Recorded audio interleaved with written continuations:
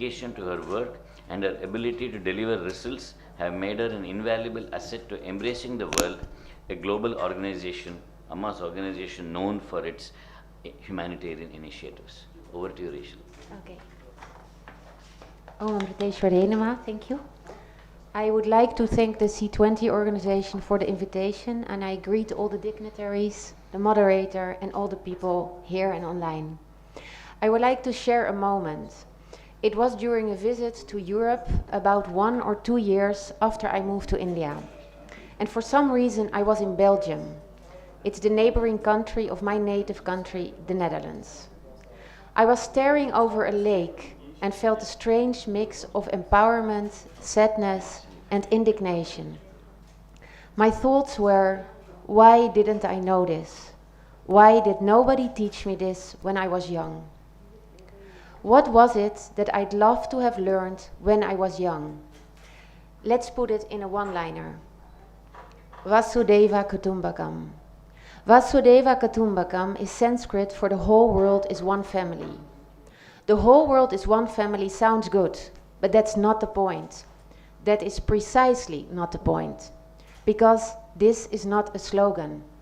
Vasudeva Kutumbakam, the whole world is one family, is not a slogan, but a spiritual principle. The reason why I was so touched that afternoon at the lake was the understanding that this particular one-liner, this principle of Vasudeva Kutumbakam, sprouted forth from a culture, a science, deeply embedding the fundamental oneness of us all, spirituality. This spiritual culture originated and blossomed in India. It underwent tremendous challenges and tribulation, but it stood. But even more relevating and motivating for me at that lake was the realization that this spiritual culture and its depth was not meant exclusively for India. It was and is meant for the entire world. During the plenary session this morning, Swamiji said, "We all know that the real goal of education is not to create people who understand only the language of machines. The main purpose of education should be to impart a culture of the heart, a culture based on spiritual values. True spirituality is the culture of the heart. True spirituality is based on the fundamental oneness of us all. I have come to know and experience in India that true spirituality invites us, demands us to think, use our intellect, to reflect and to discern. Huge importance is given to this process of reflection. The whole world one family? Really? If I'm honest, I dislike my own neighbor. But then I reason that precisely happens in families. Some you like less. You fight and you celebrate together, but still you love them. You respect them because they are family. Up comes the next doubt. One family? My own blood family went through so much hardship at the hand of outsiders, at the hand of invaders, other religions, other countries. Thus, we are invited over and over again to address our own doubts, to take them seriously, to look at our own inner obstacles that prevent us from truly living the principle of one global family.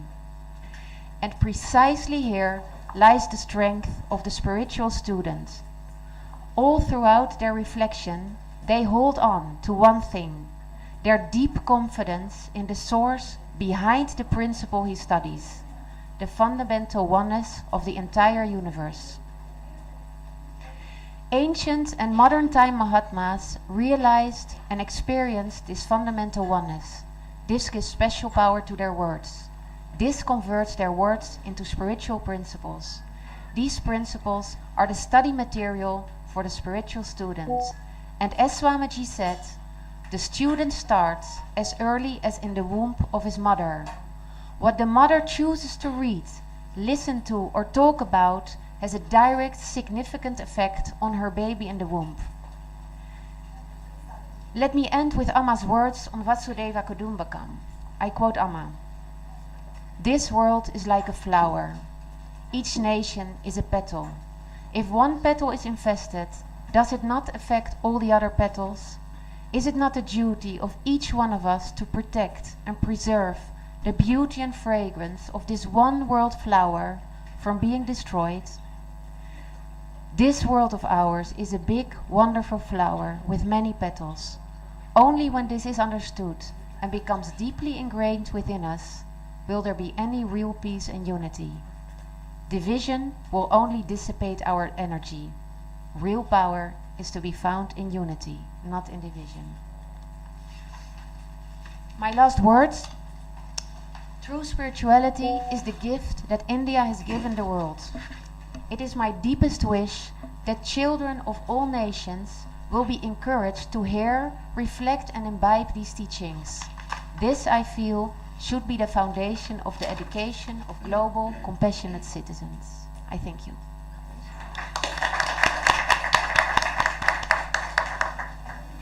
Thank you so much. Thank you so much, Rachel. That was a fascinating insight into Vasudhaiva Kudumbakam. Some interesting questions come up, which we will ask during the panel discussion. The next speaker, we have our fascinating friend Purnima with us, Miss Andrea Dabrowski, who, for those well known to Amma's circle, stands as one of the greatest examples of mental strength, overcoming several obstacles. She is currently residing at Amritapuri, where she has been studying social sciences. With a deep passion for understanding human behavior and society, Andrea has dedicated her academic pursuits to unraveling the complexities of social dynamics. Since 2006, she has been closely associated with Amma, forging a profound connection with her teachings and humanitarian efforts. Andrea's commitment to learning and her admiration for Amma have shaped her personal and intellectual journey, driving her to contribute positively to society. Having known her already, I take the liberty of telling you that you will understand why she's so fascinating the moment she starts speaking, and you will understand why she stands among us a fantastic example of a wonderful, wonderful global citizen. Andrea, Purnima, over to you. Namaskar.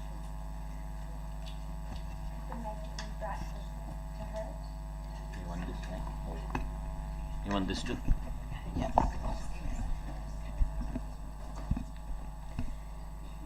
Om Amiteshwaye Namaha. My salutations to Amma, who is the embodiment of love and compassion. Salutations to Swamiji and to all those who are assembled here for the C20 and online. As Dr. Bala said, my name is Purnima. I live in Amma's ashram, and Amma's ashram became my true home. At the age of 24, I got diagnosed with an incurable, very painful bone disease. I suffered the shame of being handicapped in a wheelchair, the tears of my mother, losing my job as a graduated social worker, and the feeling I'm useless for society made me brood all day. How can I work again? Who can show me the way out to come of this misery? Not even my own studied helped me. I seek deeply for help how to master this life situation.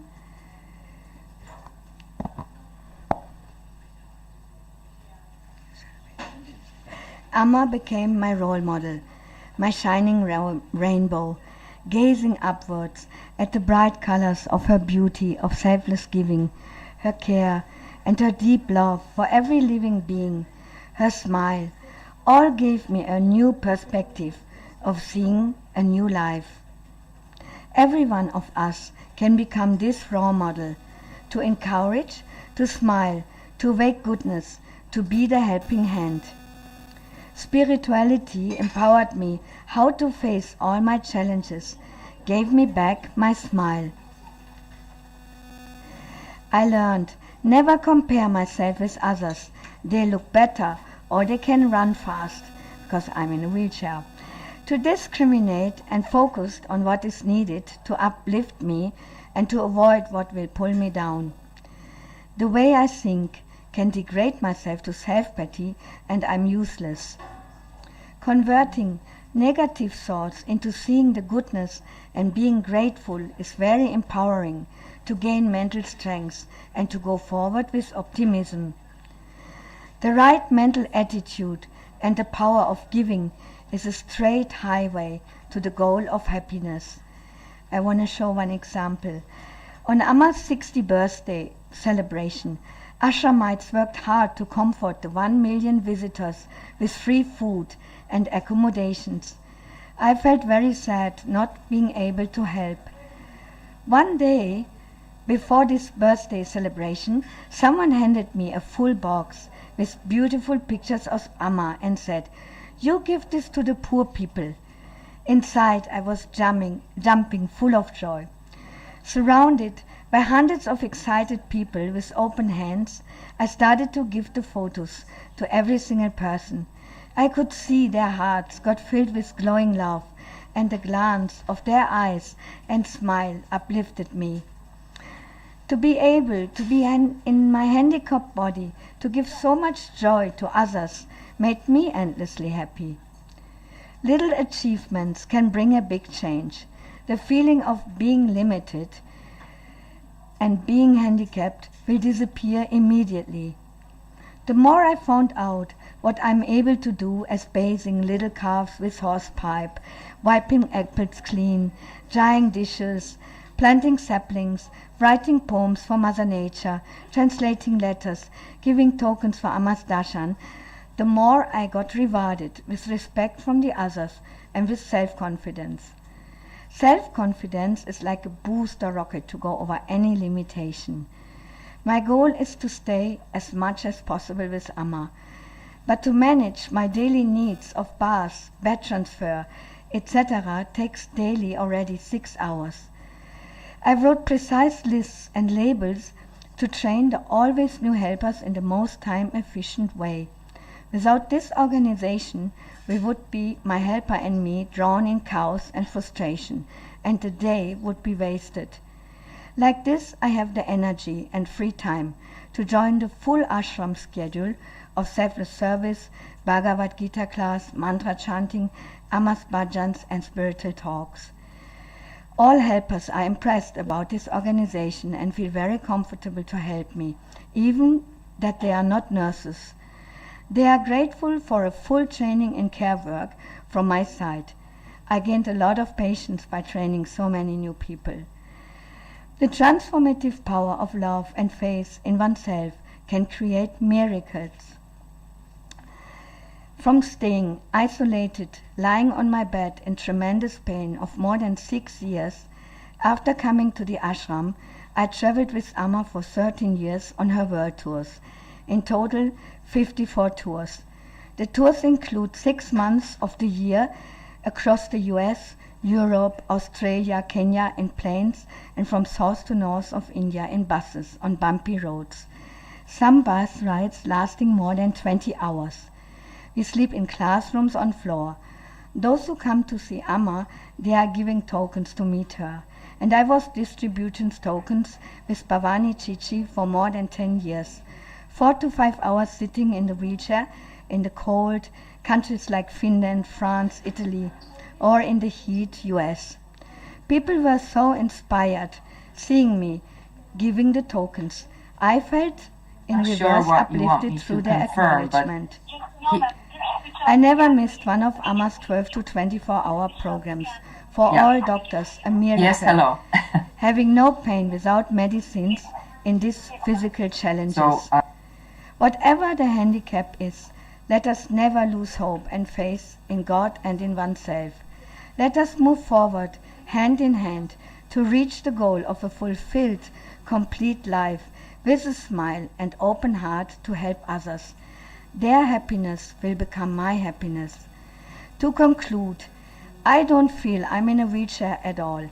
This challenge gave me the strength to search for the real happiness, which is found only from within.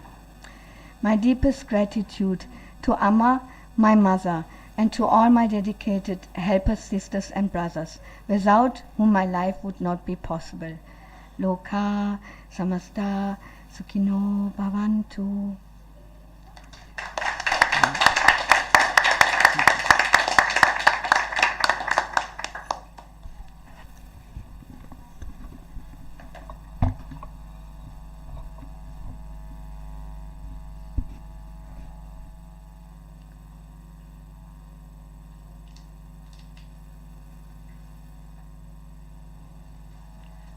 Thank you, Purnima. That was fascinating, inspiring, humbling on so many counts, and I am not able to encapsulate everything in words. Next, we have a very wonderful and participant, Mrs. Mary Gordon. Would love to introduce to you Mrs. Mary Gordon, coming online, President. She is joining online. She is an esteemed educator, social entrepreneur, and parenting expert hailing from Newfoundland. Based in Toronto, Ontario, she has made remarkable contributions in education.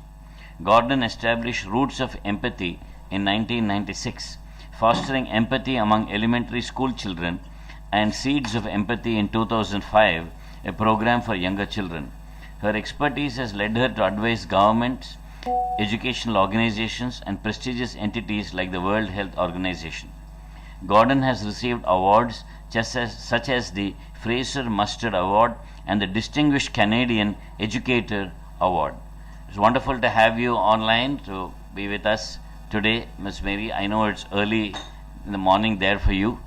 Thank you so much for coming online. Over to you. We look forward to hearing from you.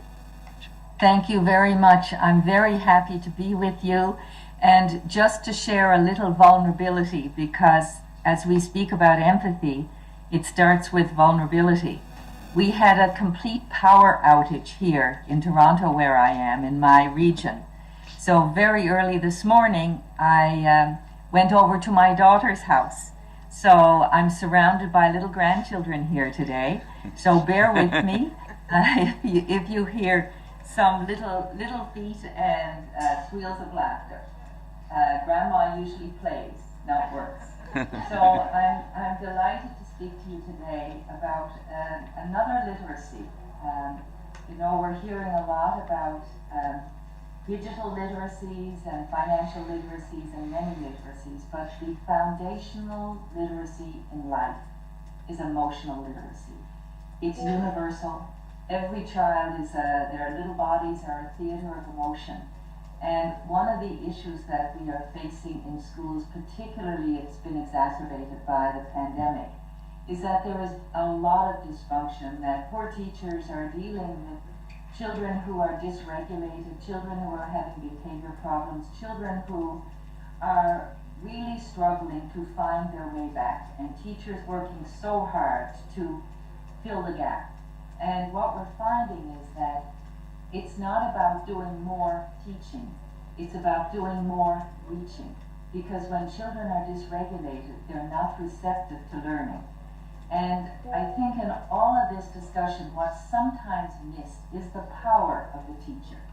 And when we talk about children needing to be self-regulated in order to be receptive to learning, that really means being able to understand how they feel, being able to talk about how they feel. And this is really what we call emotional literacy. And I'd like to speak to you briefly today about the role of emotional literacy in empathy. It's the affective side of empathy, as opposed to cognitive empathy, which is perspective taking, which is very well understood and very beautifully supported, I would say, in schools around the world. Teachers always help children try and take the perspective of the other. Unfortunately, there's not a widespread understanding that how a child feels is how a child learns. And in this Roots of Empathy program, we work with a tiny baby, first year of life, starting at 3 months, and the parent, and an instructor. And they come into the school classroom, same classroom over the school year, and they work with the children, helping them understand and really read the little baby's emotional cues. So I think what I'd like to do is show you a 30-second video just to give you a picture that it really is a baby that comes into the classroom. So Irena, can I ask you to please play the video?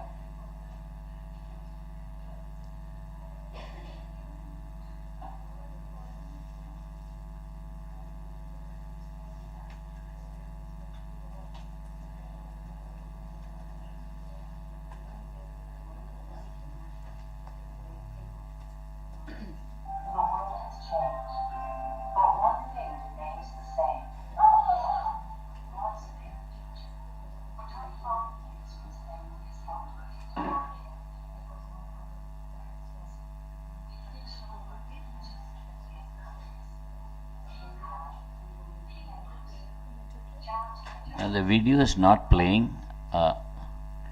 Ms. Gordon, the video is not playing. The video is not playing? No. Okay, let's give up on it.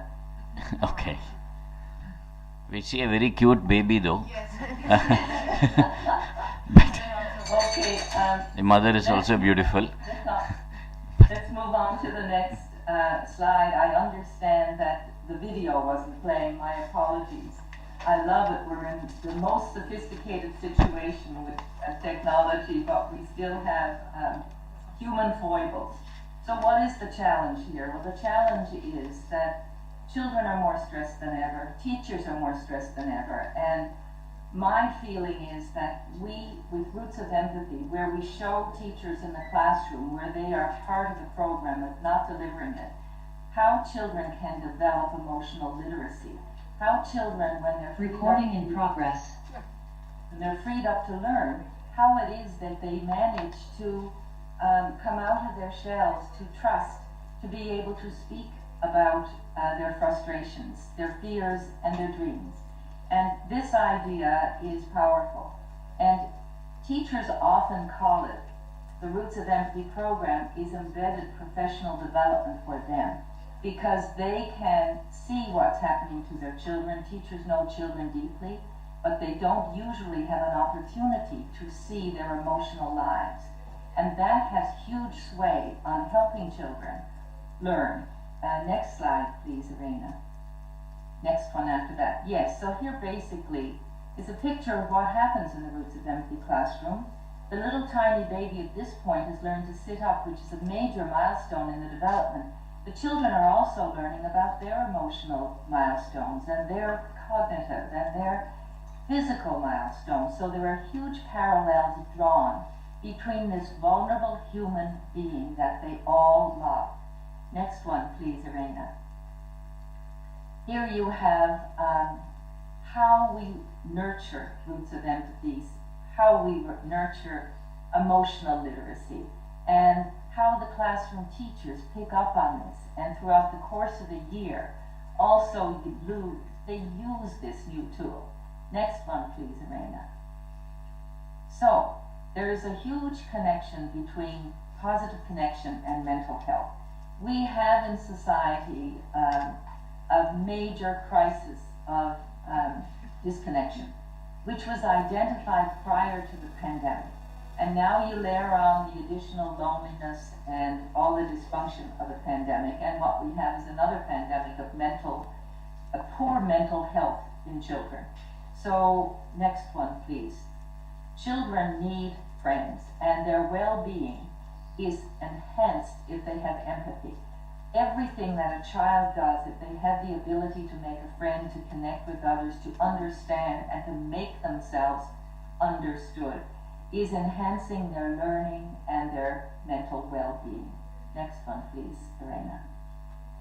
So here's just a little bit of research, but I'd like to stop here so that we don't go over time, but the idea that empathy enhances our connectedness. What I mean by empathy is, yes, cognitive empathy, but the affective empathy is not just being able to understand how another person feels, but being able to feel with them. Thank you.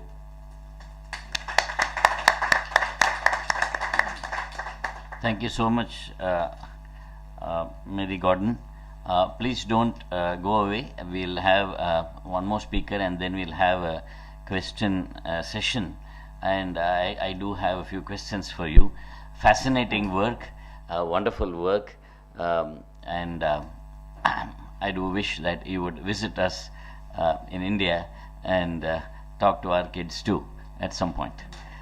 Next, yeah, next we have a very fascinating speaker, and we've had Mary Gordon talk to us about emotional well-being of children.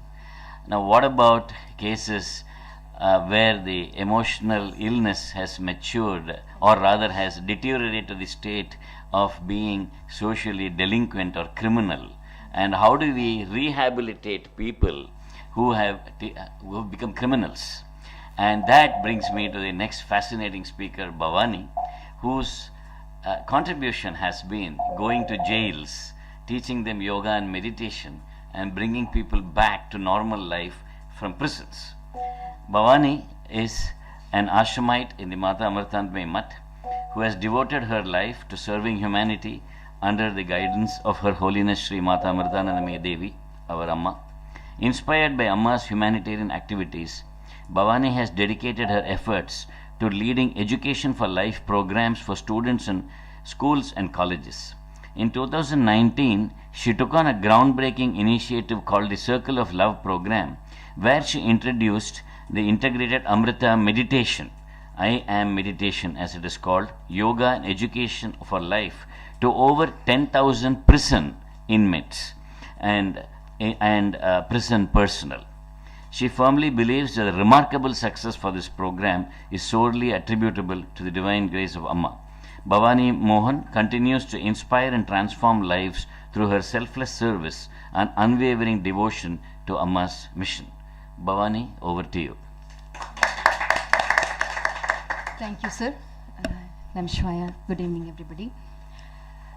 Amrita Circle of Love, in fact, is a groundbreaking program that brings yoga and meditation, as sir said, and personal empowerment to prisons in jails and prisons across the globe, not just in India, but across the globe. Amma conceived this program out of compassion for the many thousands who are suffering behind the bars. This program helps prison inmates, this program helps them to rediscover their self-confidence, their mental peace, and inner strength to re-enter into the society. Ajay, can we have the slides? Ajay?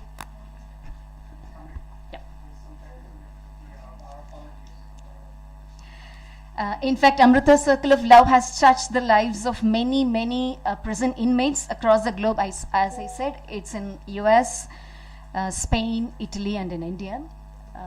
I'm just waiting for the slides to be shown.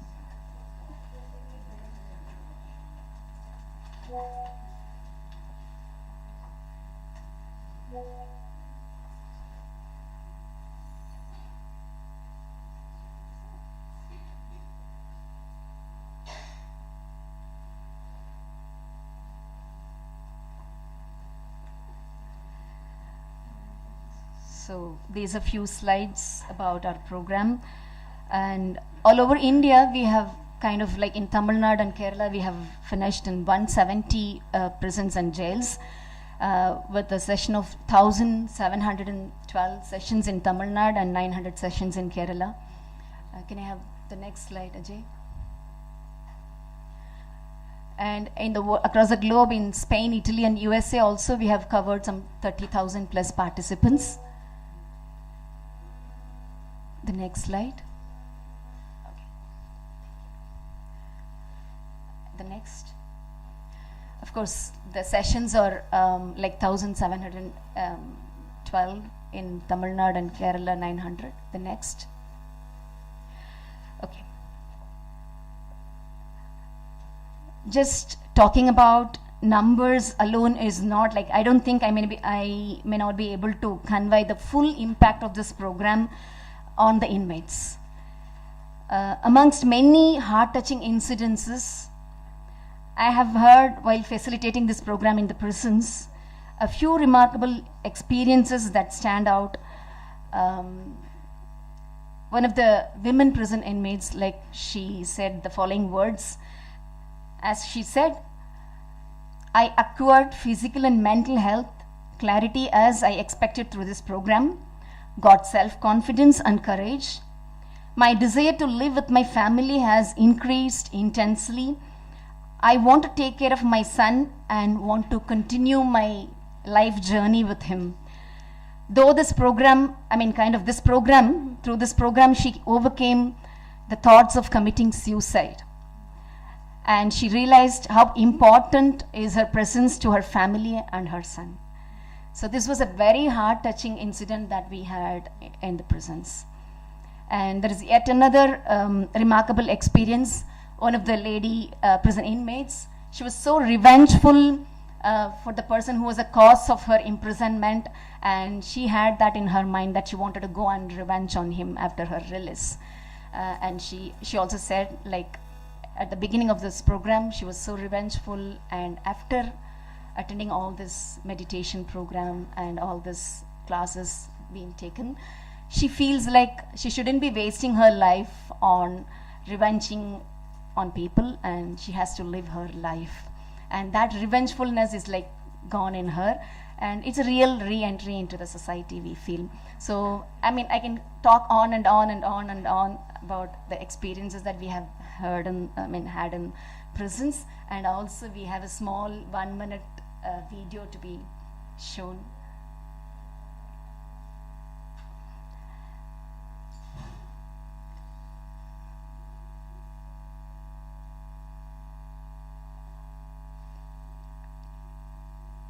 Can we have the sound behind? It's muted. It's muted. It's muted. Can we have the audio? Yeah. Can we have it from the beginning? Yes.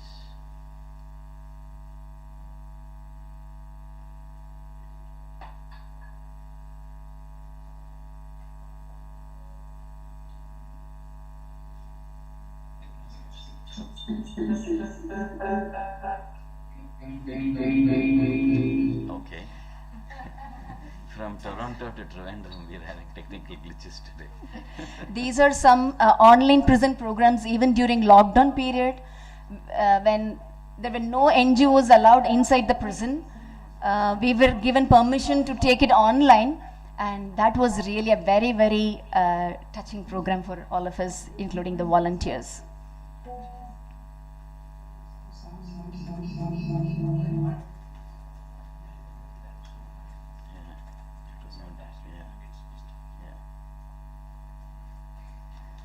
So Okay. that's all. That is Thank you, sir. Wonderful.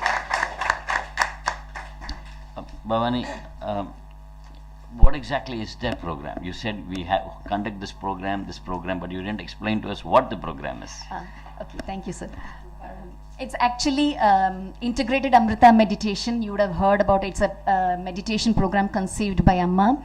It's a 20-minute technique which includes a little bit of yogic stretches and meditation.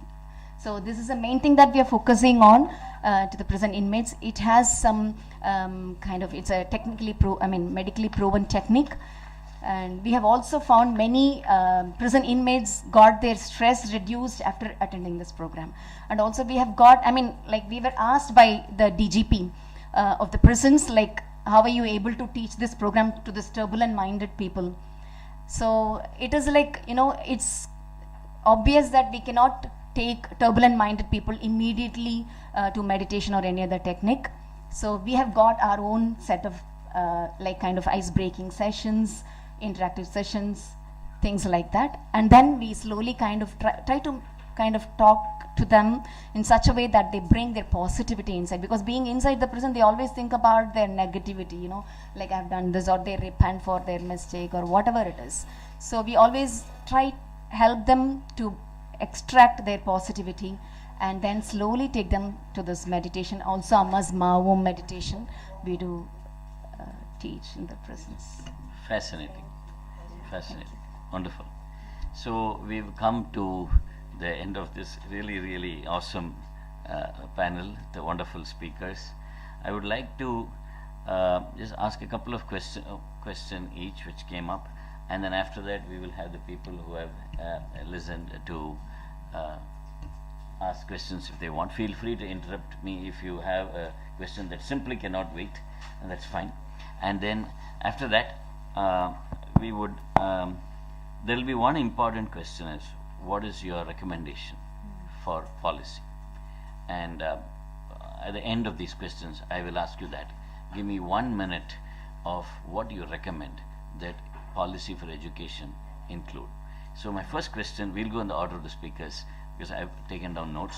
And my first question to Sarvaga. You worked with tsunami affected children in India. Fascinating work. And you, let me go back there. And you talked about how getting them to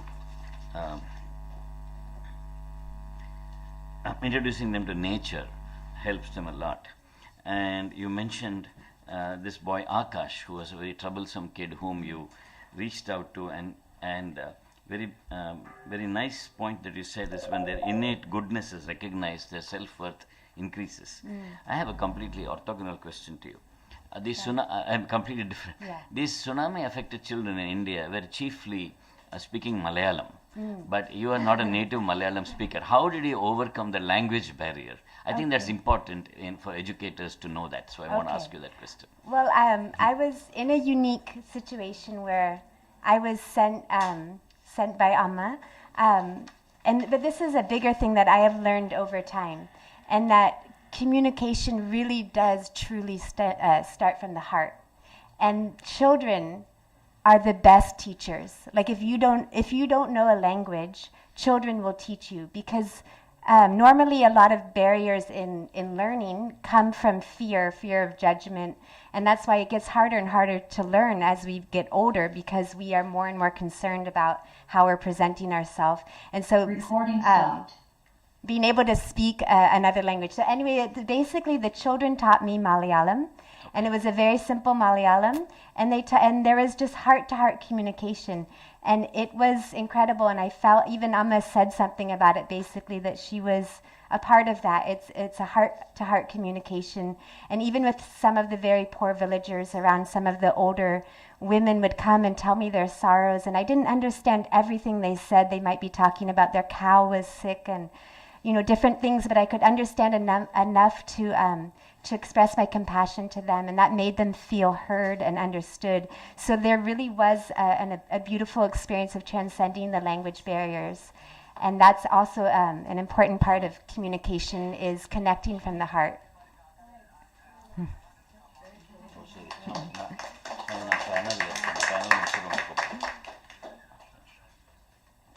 That was a fascinating answer. Thank you so much. Thank you so much, Sarvaga. Next question to Rachel. You said, you brought out this beautiful point of Vasudeva Kudumbakam. It's a spiritual principle. The world is one family. But you also mentioned that people could say, how can I consider the world as one family when these people have attacked me, or this country has invaded me and invaded my family and all that? So how do you think that forgiveness and forgetting the past could be incorporated in education? Because unless you teach a person to forgive, how is he going to include maybe another country that attacked his country in his family? Yeah. I think of two things. One is, if I look at myself personally, but also to my friends that here are on the table, is that we're not having the experience that we are all one. But somehow there is in us some deep faith that it is like that. And that's what I was also reflecting on. If there's if the words of the great masters from this world say things that we actually think, but this can't be true, the world is one family, it is good to be sincere, to say, like, look, I have this and this and this objection to it, but deep down you have to hold on to something deeper, and that is called faith.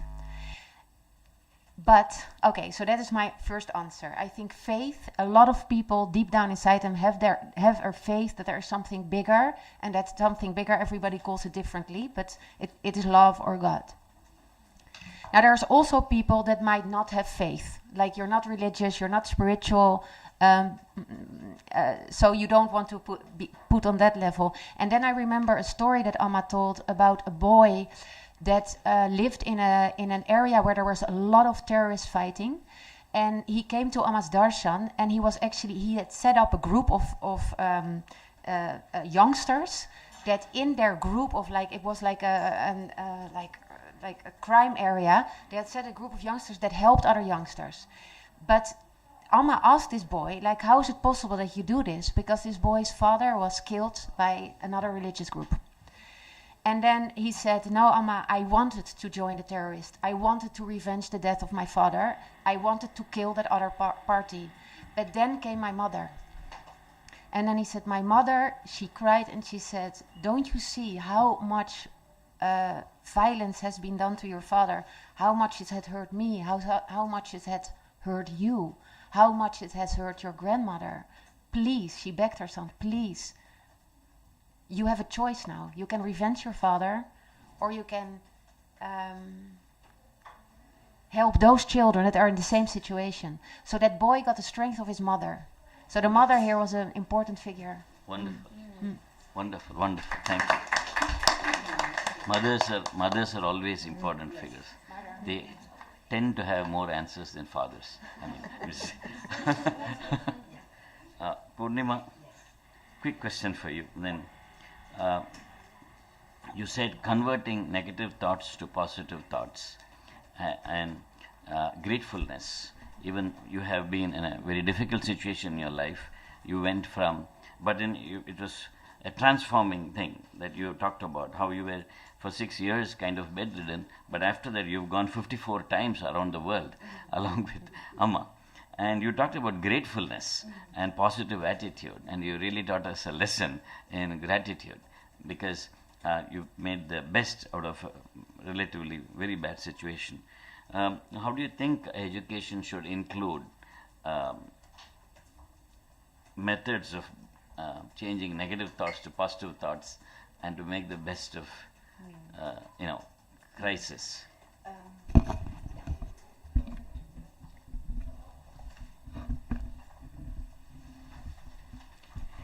Yeah, just auch from my own experience, I would say it's like that. Even there was a time when I felt not completely positive optimism, but then I was in the ashram and I saw people coming in the ashram crawling on the floor, and it seemed as nearly nobody really saw it directly, but I was so shocked, and I thought, oh my God, I have a wheelchair, a manual wheelchair, and I have this and I have this. And I ran to Sarojini Amma and I said, please, Sarojini Amma, give me this wheelchair. I buy it. I want to give this people. And in that moment, I realized how much I still have. And Amma, for example, she always suggests, she said, families, they should go maybe for once in a month to serve in a hospital with children that have cancer, and there are children that have no parents and no toys, and just in this environment, I think everyone will become grateful. Also, in just now I have to say, actually it's the mother of my birthday, my mother's birthday today, and she is since 12 years doing selfless service in the hospitals. From children, they come from all kinds of wars, flying from the Lufthansa. In the hospitals, the doctors give them free treatments, and my mother says they have nothing. I mean, and seeing that, I would say we are all then so high advanced that we can be only super grateful for what we have. And then to do out of this the best, what I have to convert in good activities, good thoughts, this is the absolutely booster, I would say. Yeah. Thank you. Okay. Next question for Mary. Can you hear me? Yes. but we can't hear you. You are mute. Hear you, I also feel you, and I'm so disappointed not to be with you, and I'm very touched by the stories, so I've had a few tears with you as well. Okay. Mary, I have a question for you. I saw those pictures of those little babies. So my question is, so they were very lucky to come into your program, and you were able to help children right from the very start of their life. But would your techniques help older children, for people who did not have the blessing of coming to your foundation when they were 6-month-old babies? But can your techniques be extended to, let's say, 10-year-old turbulent kids or maybe adolescents? That was my question for you. Yes, thank you for your question. The baby is a tool in order to help the children find their own humanity Okay. and understand their feelings. So yes, we've got 3 randomized longitudinal studies from 3 different continents looking at the impact of the program on 9 and 10-year-old children. Our curriculum is specialized to work with kindergarten, the very little children, and then all the way up to children who are 13 years old. So the research is universal in saying that when empathy goes up, violence, aggression, and bullying go down and stay down because it's a longitudinal randomized study. And not only that, what I find more encouraging, more hopeful, is that the children in developing empathy become inclusive, become kind, gentler. They understand that what hurts me would hurt you, so that their behavior changes. And these changes are measured and last over time. So it's not really about the baby. The baby is a conduit for the children to understand themselves. So indigenous peoples all around the world believe that the baby is a gift of the Creator. And whomever you think the Creator is, it doesn't matter. It's the idea that this little baby is our teacher. And every baby in the program wears a t-shirt that says teacher on the front and on the back, so that we remember that we learn from children, and children are pure of heart, and their emotions are completely unencumbered by any social norms, so that a baby is completely pure in how they feel and how they communicate how they feel. And it's our job to understand and connect to that baby, find the humanity, and then make sure that we develop that in ourselves, and that we reach out to others and connect at an emotional level, which empathy is. And I think of all the human traits, empathy is without question the most valuable to us in humankind. Thank you, Mary, for saying that.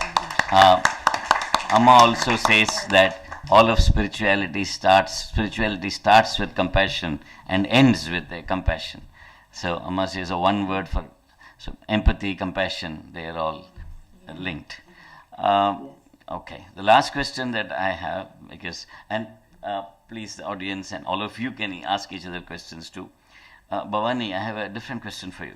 When Amma first asked you to go to prisons and jail, I know you are working in the college among relatively gentler people like me, but then when Amma asked you to go to the prisons and jails and start working with the inmates there, did you feel any fear to start? And how did you overcome that fear? I'm sure you had some, can I go to a jail and start working with a criminal kind of thought? Did you ever have such a thought? And if so, how did you overcome your fear? Actually, to be very honest, I never had any kind of fear in me going to the prisons. It's purely by Amma's grace. And even the police officers were wondering, like, may I know who is the teacher going to handle this class? I said, like, it's me. You? Why not? We have never heard any like women coming to the prisons, especially in Coimbatore and Tamil Nadu. It's a very hardcore criminals and terrorist area. So, are you sure that you want to take classes here? And they were trying to scare us, in fact. And said like, no sir, in Kerala, or I mean like only our inmates, I mean like ashramites do go to the prisons, and we don't have any fear. Wonderful. It's by Amma's grace, I would Amma's say. effect on you. Amma's effect on you. So what would you say if somebody comes and tells you, I'm very afraid of going to, I like what you're saying, that may work, but I'm very afraid of working with a criminal, because the reason I'm asking is that education institutions or companies would not like to take on a person who's had a criminal record, right? So there's some fear, some stigma attached to that. What would you say to that? In fact, surprisingly, if you have noticed, Recording in progress. the team members in our program are all women. 95% of the group is women only. We have got Dr. Arulmari here very much with us, and most of the doctors and housewives. I would say Amma is a driving force for this program completely. If at all anybody is like kind of saying like how do we work, as you said, like how do we take a criminal into our institution or whatever, Amma says even a criminal has a good heart, like is love towards his child. So we always remember, even at times like I have noticed, why should we be teaching this kind of program to all these criminals? Are they going to transform? What is the point?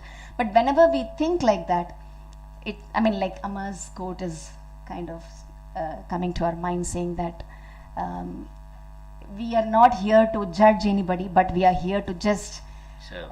So like all our team members, as I said, Dr. Arulmari is very much here. They keep asking, when are we going to jails? And people are surprised, like, you're going to jail, yeah? You want to know when we are going to jail? No, they want to serve like that.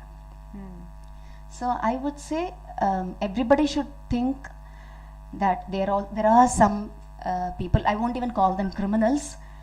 There are some good people, those are really depressed because of for what they have not done. So any small word that you utter, even a smile that we show towards them, changes their life completely, as Amma says.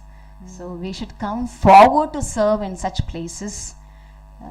We don't have to worry about it, because like the police department, the prison department would give us all escort and everything, in fact.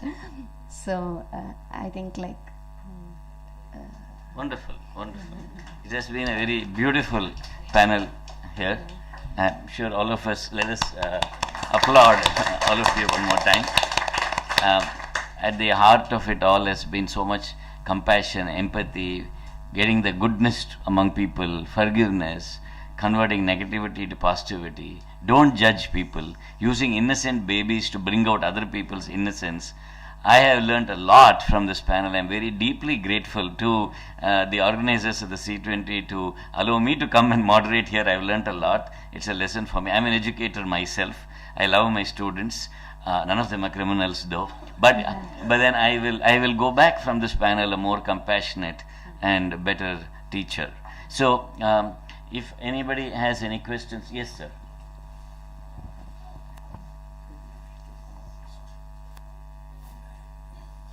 You need to unlock your iPad first. Okay. Pardon? Not to me. Not to something No, else. sorry. Yes, please. Is it on? Is it on? No. Actually, I don't have a question like, but my own experience which is supporting what is told about empathy and all these things. If I permitted, I will talk. But please make it brief because we're running short of time. Yes.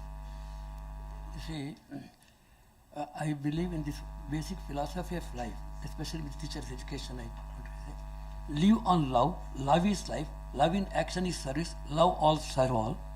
So love for life is to be, I refer that also.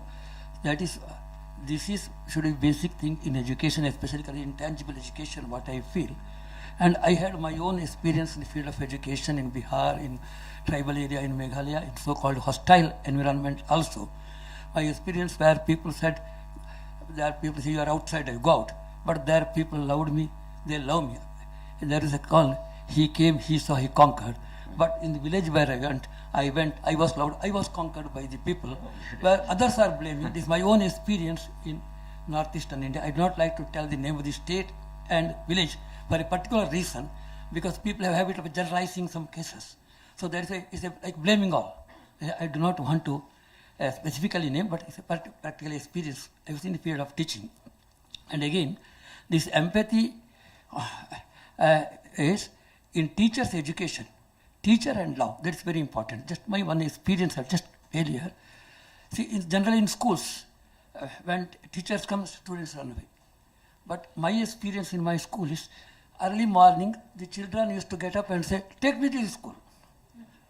This is my experience in Aloka Bharati in Bihar.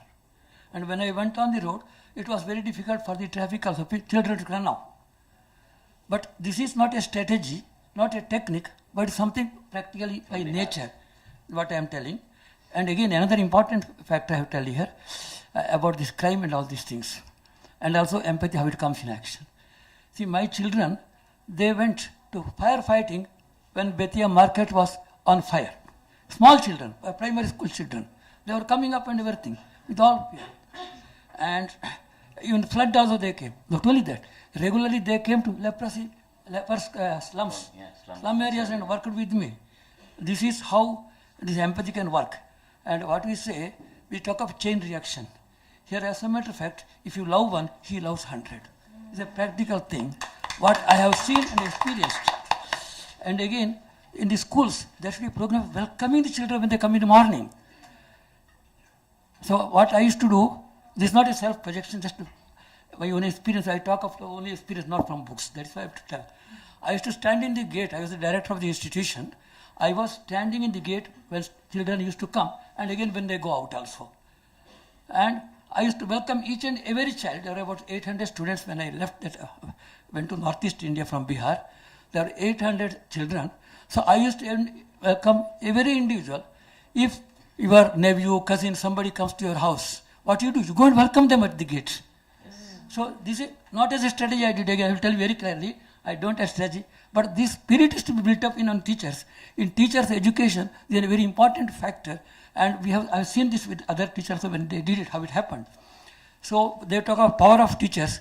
Power of love is the highest power in the teacher we can have, if we can introduce that. And again, the attitude, without attitude, expression is no meaning. It's not expression, it is drama. So basically, the attitudinal change you have to bring. So this education also is not is intangible. What you call this? Not a tangible form, I'd say. Even this letter first. I said, you may get angry with me also. When I became the director for the first time in that school, I removed the moral science class. He removed the moral science class. I told moral science is nothing to be taught in the class to write answers and questions. So people reacted also. But I found a change after removing. I told, let us live a life, so let others take example. So you may wonder, the children, they used to talk to each other. Just 1 minute, sir. They used to talk to each other. They used to call me Bhaiya. Bhaiya will be sad if you do this. This is actually what has happened in hundreds of children when they are doing so-called children level. I don't know how to call it a crime as such, whatever it is. But this is how these is my practical experience I'm telling. So, actually it's a long life of 80 years. There are long things I cannot quote everything what I explained in different contexts. In Karnataka I taught in Meghalaya, in Bihar, in different places among tribals. Yes. Yeah. Thank you, sir. Thank you.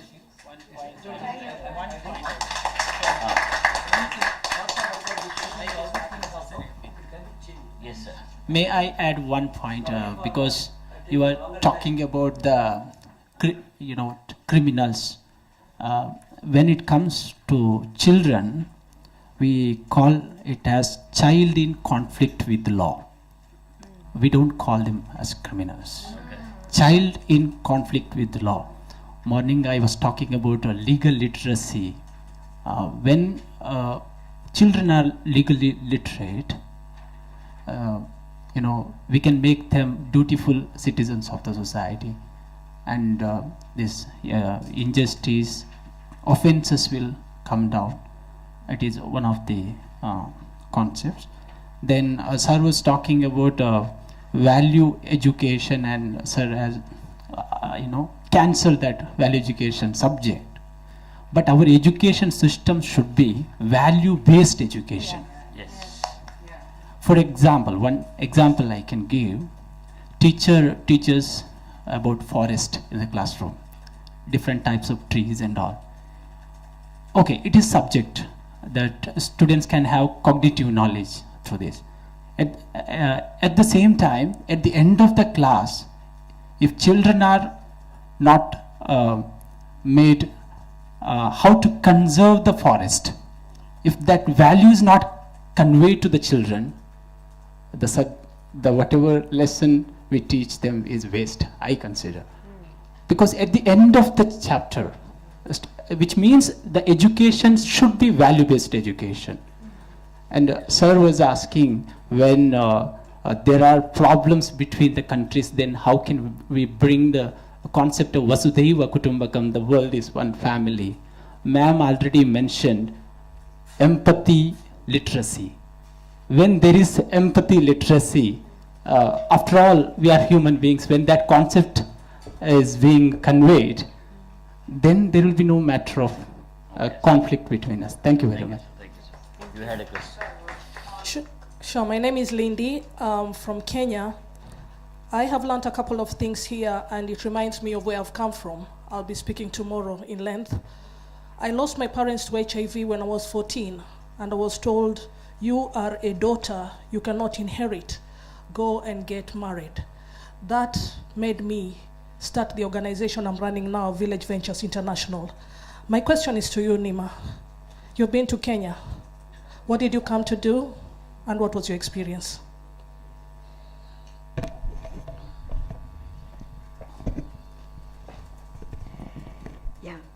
I went 2 times with Amma to Kenya, and with the Embracing World. Amma's program was the same, like singing bhajans, mainly hugging people. And in Kenya, Amma was called Mama Happiness. It was very beautiful. And I remember the organizers from the program, they chose the big temple, a very, very beautiful temple, and there were only a few people. And Amma was so upset about this that she immediately hired buses, like I think 12 buses, and she said, please to collect all the people in Kenya. They really want to come here and they have not even money for transportation. So in a short while, 12,000 people arrived, and Amma started hugging them. And Amma made even sure that all people came home. So what I wanted to say, Kenya was very, very beautiful. I saw all people dancing on the street, all the colors, all that uplifted me. And I think the real background, how people must feel, that we couldn't see from the outside, that only Amma converted to us.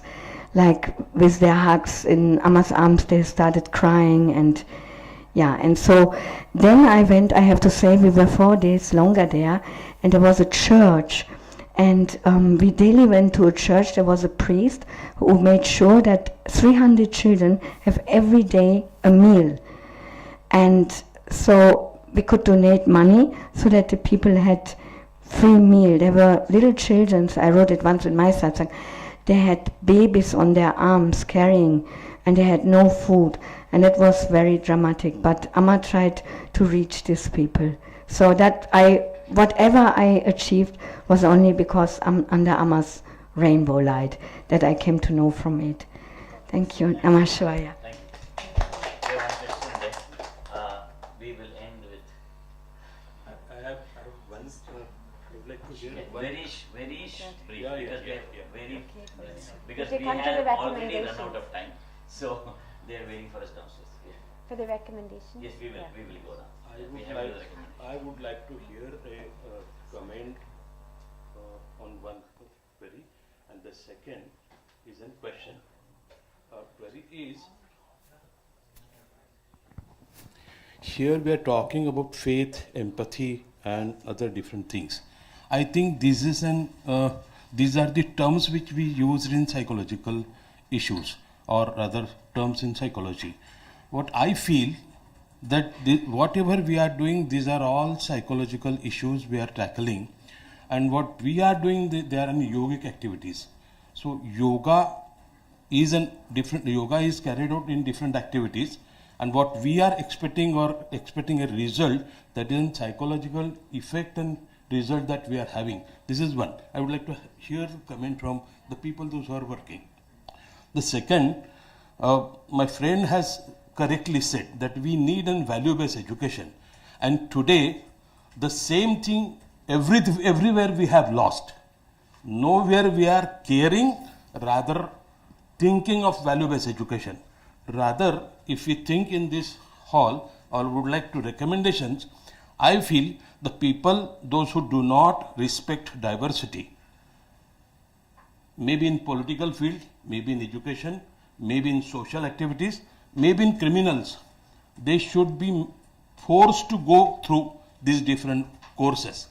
So otherwise there is no use. Thank you. Yes. I just wanted to share something which might also lead to the recommendations. So my name is Ashima Kaul. I work with young people from 18 to 30 years. My name is Ashima Kaul. I work in northwest part of India, Jammu Kashmir, which is a very troubled region. And I work with young people from 18 to 30 years of age from very diverse conflict experiences of violence, of displacement. You know, somebody is a perpetrator, so-called, and somebody is a victim. What the program is called Healing and Transformation. So as Mary said, healing is all about emotional awareness. They come with a lot of emotions, and that leads to sense of victimhood. I'm the one who's discriminated, I'm the one who's suffering this. So we emphasize on listening. We have listening circles. Listening to each other unleashes those emotions, and we start bonding on those common elements of fear, of inadequacy, the emotions that each one of the young people feel. Also, we start realizing that we've been only listening to one single story. So there is a danger of a single story, and that starts breaking up. That is when then next step is of healing. How do we heal these emotions? And then the third step is transformation, where we look at perception and how to decondition the mental beliefs, notions. And when this is all dismantled, you discover your own true self, and you are bonding with that common human nature. And once that happens, you not only start bonding with each other, but with elements, environment, ecology. So that is the work we do, and I feel it's very important to include listening as skill from primary stage, and because the world is getting more chaotic, and all young people are on social media. How do they also we build their capacity to discern social media so that it doesn't impact their sense of their emotions? The third last thing I wanted to say is that sometimes when I'm facilitating, I must say that I'm also one of the displaced from the communities. I went back, I work with young people, and sometimes it's very difficult to resolve your own inner conflicts. So a facilitator, a teacher, an educator also has to embody the teaching and go back to, so embodying the teaching for the teacher is very important part of the curriculum which should be included. Now we will have to finish. I'm sorry, I know many of you have questions. Yes. So we will have a quick round of maybe 15 seconds What do you recommend, and we will take that down. Pardon me? But we are run out of time. Online? Mary. You have a question, Mary? Hello, I just wanted to make a very quick follow-up statement on the previous speaker, and I'm sorry I don't know your name, but I know you. When we think about one earth, one family, and one future, I think we really have a chance to get closer to that and to values-based education if we all learn to listen, and to listen without judgment, to listen without interruption, to listen without parameters of age or station in life or education or anything. And what we call that in Roots of Empathy is empathic listening or deep listening. And I think when we model that with little children, that we listen without making presumptions, that is something that they will learn to do with one another. And I think in this world, we can dissolve the borders and the boundaries if we eclipse them with our heart, if we eclipse them by just listening. And some people call it empathic listening, but I think this whole discussion, I just want to say thank you for inviting me to be part of it. I think it's very rich. You're mining the future here. Thank you. So, all best. Thank you, Anisha. Thank you. Okay, so we will have a quick round of recommendation. Sarvaga, what? We have run out of time. Can we take the questions offline? Okay. We run out of time. I have to go down. They have to have dinner. Okay. Yes. Tell me. Yes. So let's finish this and then we'll finish the round. We'll let him start because he's been waiting. Thank you so much. I am Lieutenant Colonel Rishi. I am from Defense, but apart from that, I will just submit a point. When we speak about schools and children, we must include foster homes, orphanages, children of incarcerated parents, and children in conflict with law.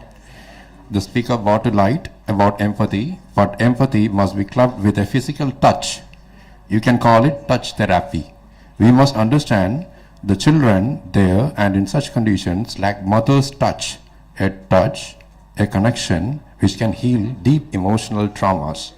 Lack of a mother's touch and presence can cause children getting into unhealthy sexual habits as well. So remember, a positive touch can convey and heal 1,000 emotions.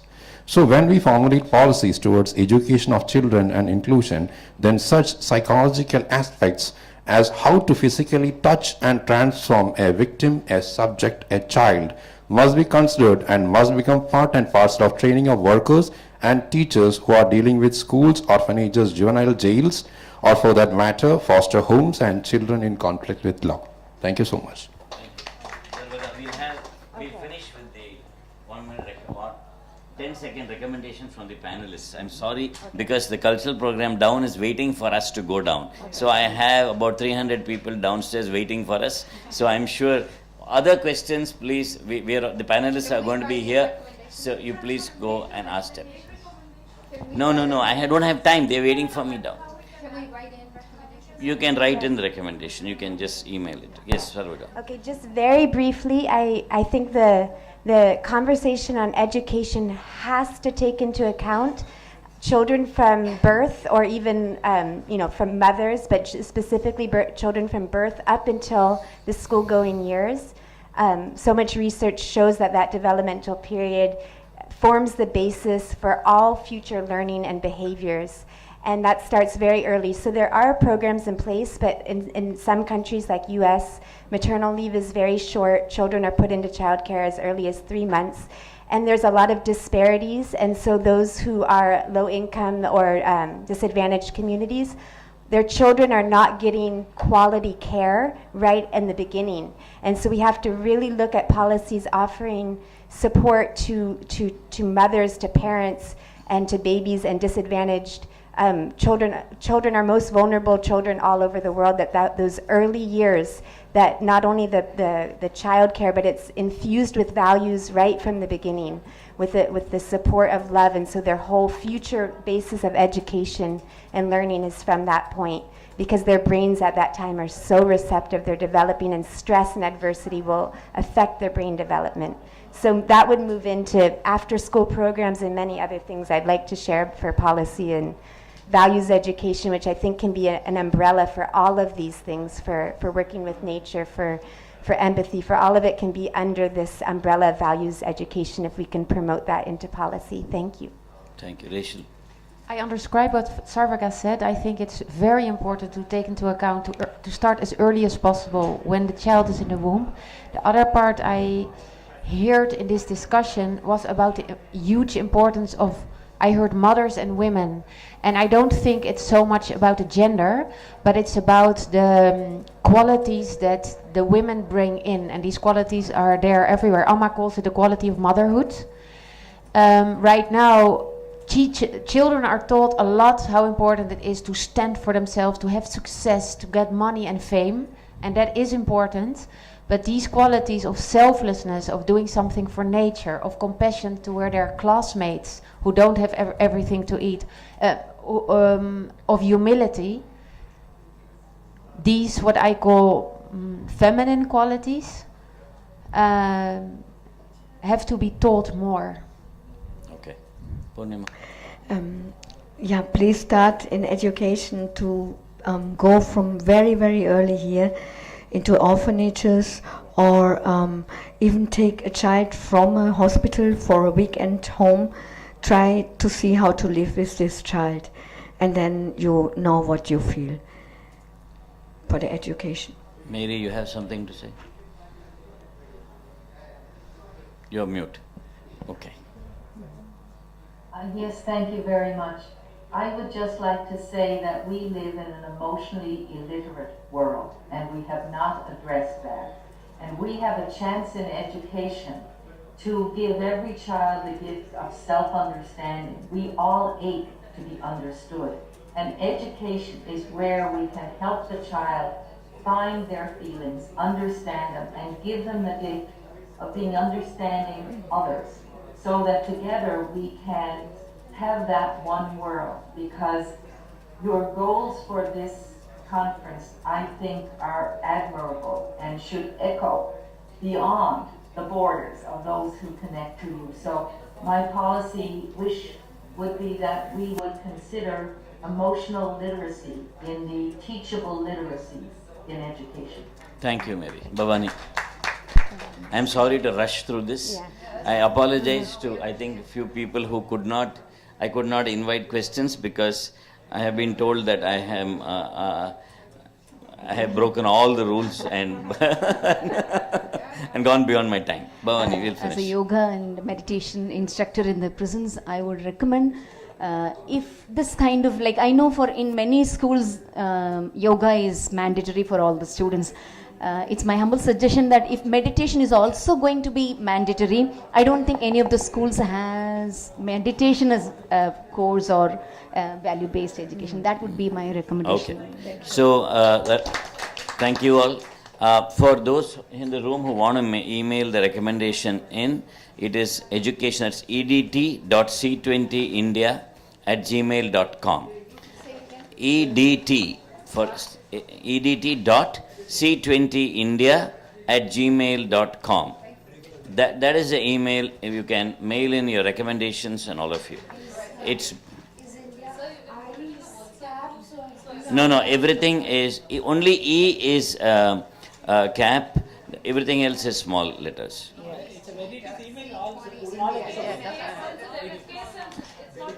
It's not case sensitive. Go ahead. EDTC2. We will do it. She will put in the WhatsApp group. We'll put it in the WhatsApp group. Thank you all. It's been a very fascinating session. Namaste. Thank you all. Namaste. Thank you, Mama. Thank you for your love. Thank you. Yes, Thank you. Thank you.